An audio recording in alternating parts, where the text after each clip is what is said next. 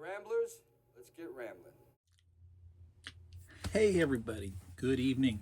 Some dumb guy here with another movie haul unboxing extravaganza. And tonight we have a collection from both Amazon and Half Price Books. So we shall dive in. Look, kitty. Bye-bye, kitty. To start off with, Half Price Books Part 2, the sequel. Reboot, take two, whatever you want to call it. And the reason for that is because those of you that might watch before, last time I shopped with them, I got The Simpsons season 7 on DVD. Got it. It was scratched all to heck. Case was cracked. No bueno. Started watching it, and third episode, I think, started freezing up on me. Reached out to them. They just refunded my money, said, we don't have any additional copies to send you as a substitute, so here's your money back. Okay, well, I immediately went shopping to try to find another used copy. And guess what? Who had it on Amazon? Half Price Books. So I went ahead and ordered it again. Now, why did I do this used? Because this is a Fox title. And Fox is owned by the dirty, nasty people over at the Rodent House, and I will not give them any of my money. So any title that falls under their umbrella, it goes used, or it goes bootleg. So here we go. We'll get rid of that, and we'll see how this one plays out. As far as that goes, condition-wise, with this kind of box, I'm never expecting perfection, although Half Price Books overall is usually pretty darn reliable, for which I'm very grateful. I had one instance of bad luck. We got a packing list in there. We don't want that. And I still get a kick out of this little guy. Little Santa's little helper, and there the camera on the back cover. It's like a cool little 3D effect. So let's see how we did. All right, so starting off, the good news, all the inserts, presumably all the inserts, because I've never seen them before. The first time I purchased this, all this was missing.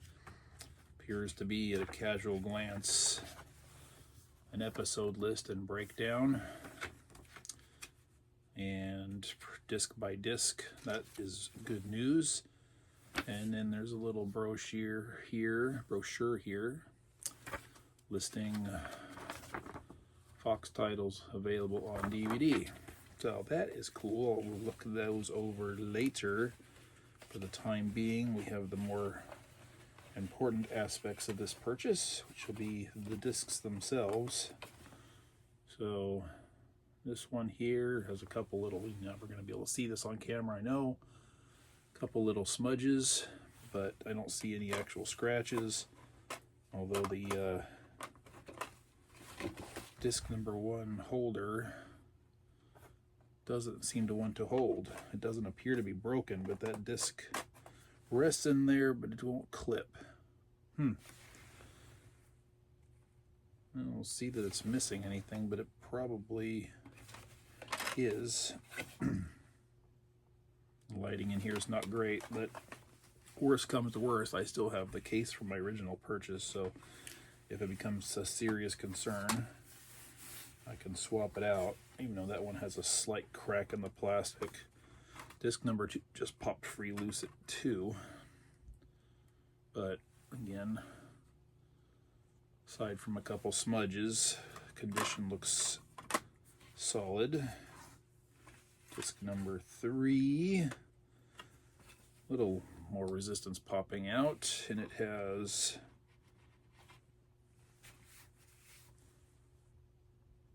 one scratch on it, maybe 2. I don't know if those are going to come out though. Probably not. No, just turn it. Oh, there it is. See that guy right there? That on the top. That's. Ooh, there I am. Look at that. That's a weird effect. So yeah, we'll see how that one plays when I get through it.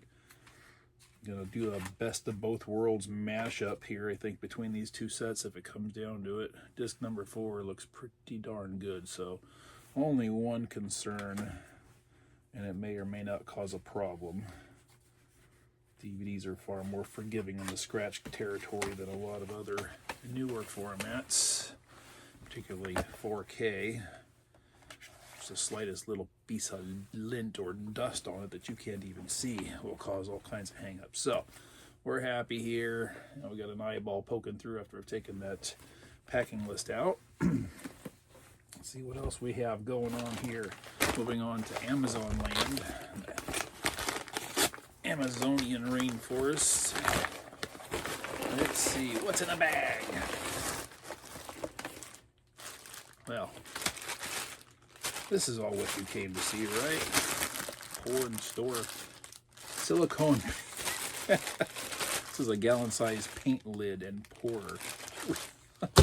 That's not why you're here. We don't do that kind of stuff here. All right, there we go. Okay.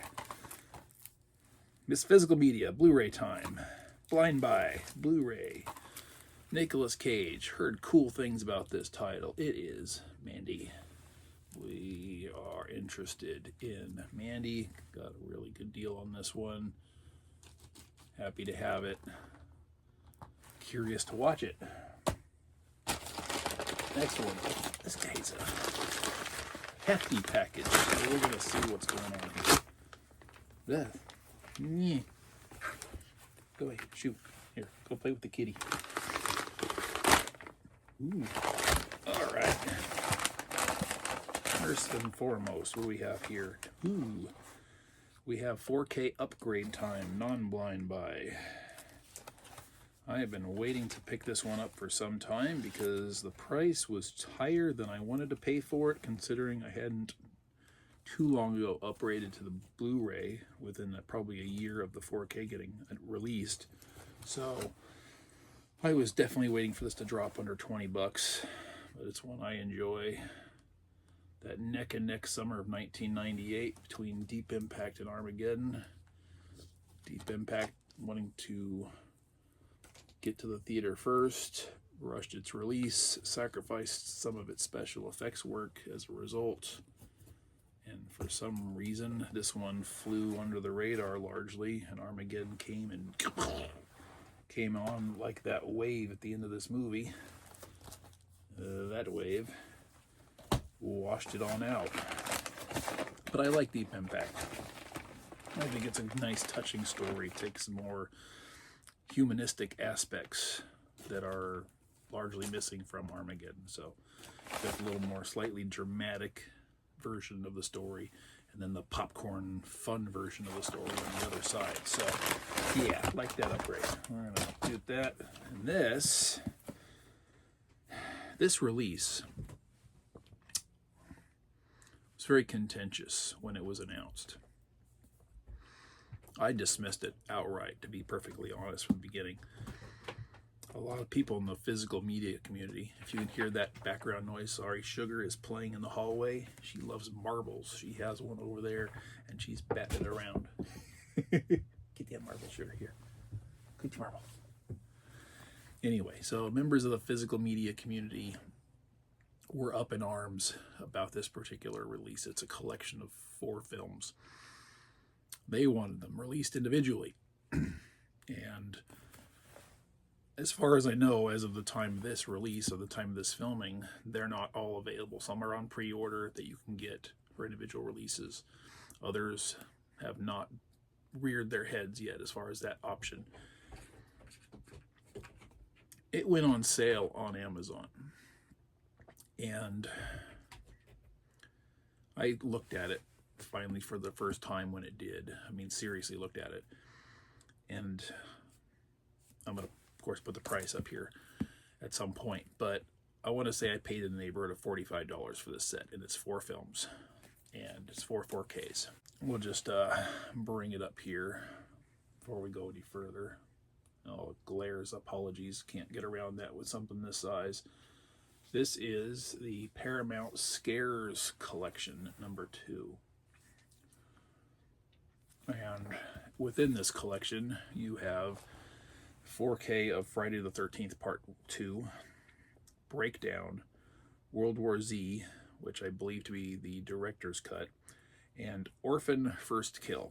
Anyway, I have World War Z on Blu-ray. I like that film. I don't think I've ever seen an extended / director's / unrated cut. I'm a big fan of the Friday the 13th films, particularly the early ones. I have part 2 on the Blu-ray set from Scream Factory. Breakdown I haven't seen since it was new. I don't think I saw it in the theater. I may have, or I rented it from the video store. I'm not sure. Orphan First Kill. I've never seen an orphan film. Assuming there's more than one. I don't know. But I'm looking at this, and it's like, okay, here's 3 films that I'd be interested in having and or upgrading. If I paid in the neighborhood of $45, that's $15 per title.